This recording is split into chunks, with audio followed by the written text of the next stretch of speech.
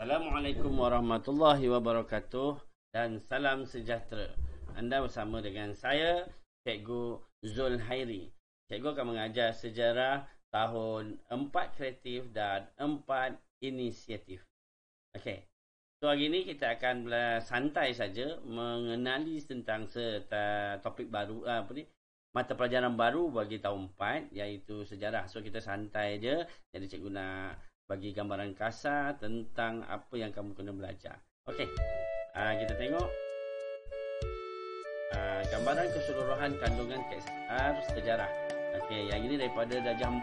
Kita tengok sini kat darjah 4 tentang tema sejarah awal negara, lepas tu tahun 5 kedaulatan negara, tahun 6 kemakmuran negara, tingkatan 1 sejarah dunia kita, warisan negara, tingkatan 3 kedatangan kuasa asing, tingkatan 4 pembinaan negara, tingkatan 5 Malaysia dan masa hadapan.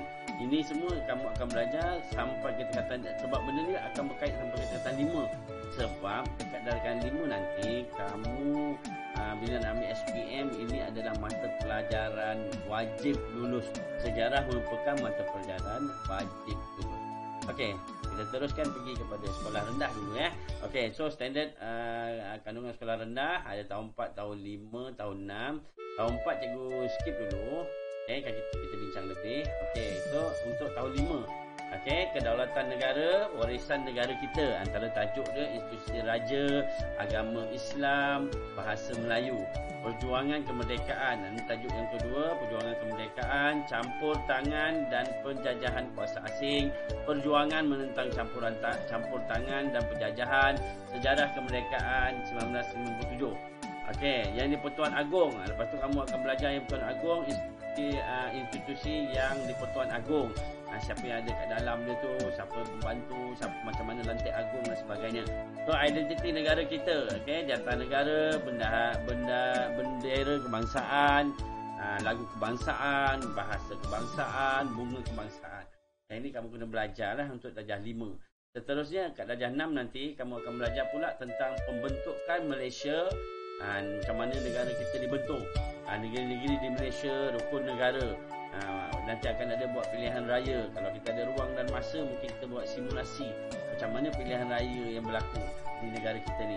Okey, seterusnya tajuk kita rakyat Malaysia. Rakyat Malaysia ni kaum-kaum yang terdapat di Malaysia, agama dan kepercayaan mereka, serta perayaan. So kita ni duduk berbilang bangsa. Jadi kena ada toleransi dalam perkara-perkara tertentu. Seterusnya pencapaian dan kebanggaan negara, yang ini tajuk yang terakhir tahun 6. Pemimpin negara yang di Malaysia, kemajuan ekonomi, bukan kebanggaan Malaysia dan Malaysia di dunia.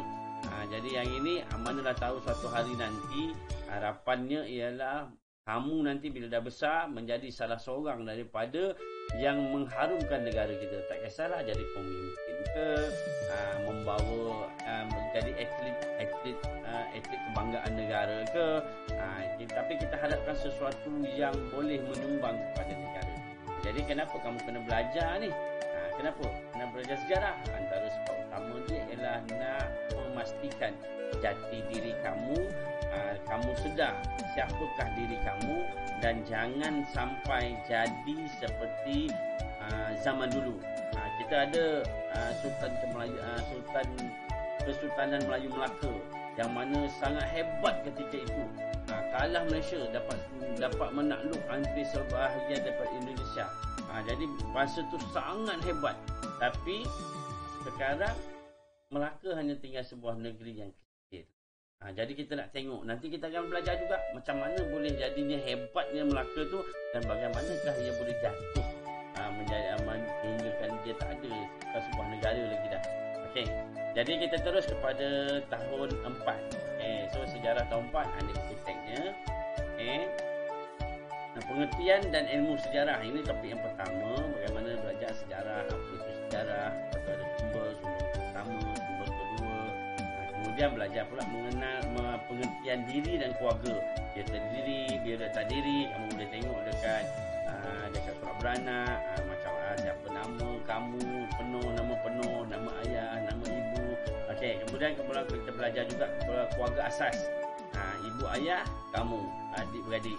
Okey. Lepas tu keluarga kembangan. Ini masuk datuk dan nenek sekali. Okey. Seterusnya belajar tentang sejarah sekolah dan setempat. Kenali sekolah kita.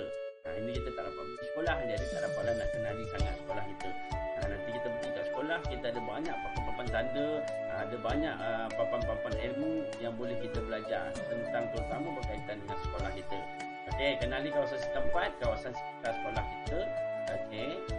Ini antara gambar-gambar yang dapat kita tayangkan dekat kamu. Ini pintu masuk sekolah, ini pandangan daripada atas. Okey. Ini pintu masuk sekolah kita. Yang ini pula kalau kita nak jual, mana sekolah kita ni? Mana sekolah kita? Ni sekolah kita. Ini sekolah menengah. Okey, seterusnya zaman air batu. Tajuk seterusnya nanti dah jam 4 lepas apa itu kita akan belajar zaman air batu, maksud dan perubahan. Ini kisah-kisah sebelum ni negara kita ada ni. Manusia ada. Okey, macam mana berlaku perpecahan, glacier, membentuk negara, membentuk sebuah benua. Yang kita belajar kehidupan manusia zaman prasejarah. Ini zaman prasejarah, manusia baru nak mengenal tamadun. Okey, masa tu masih pakai cawek, ada yang bogel lagi, ada yang tutup atas saja, ada yang tutup bawah saja pun ada. Yang ini zaman ni memang tak ada isu malu, semua tak ada sebab semua sama je. Baru nak pakai moden, pakai nak tangkap haiwan pun pakai batu je. Lepas tu adalah ada proses-proses tertentu dan akhirnya kita sampailah ke tahap kita pada hari ini. Kerajaan awal Melayu, yang mana yang ini kita akan belajar nama, lokasi, hubungan diplomatik, ada kerajaan Kedah Tua, Beruas. Nanti kita akan belajar lebih detail lah. Dan terakhir, dua tajuk terakhir, tokoh terbilang Kesultanan Melayu Melaka. Kita dah belajar dah, mula belajar tentang kehebatan orang dulu. Tokoh ni siapa tokoh? Individu ataupun orang yang terbilang, yang mampu membawa Kesultanan Melayu Melaka terkenal seluruh dunia. Okey, kita tengok struktur masyarakat, tokoh dan peranannya. Lepas tu kita belajar juga pengasas Kesultanan Melayu Melaka, macam mana Melaka tu muncul. Nama Melaka tu pada ketika itulah. Okey, macam mana kisah pembukaan Melaka, nama pokok Melaka ke, daripada sungai ke. Jadi kita akan belajar. Dan yang terakhir, tajuk yang terakhir iaitu tokoh terbilang Kesultanan Melayu Melaka, dua tokoh yang hebat, iaitu Tun Perak dan Hang Tuah, merupakan dua tonggak utama menjadikan sebuah Melaka itu sebuah empire yang sangat besar dan hebat. Okey, tamat. Semoga anda semua seronok belajar sejarah. Okey, untuk hari ini kita berkenalan dulu tentang topik sejarah. Sekian daripada cikgu. Assalamualaikum warahmatullahi wabarakatuh.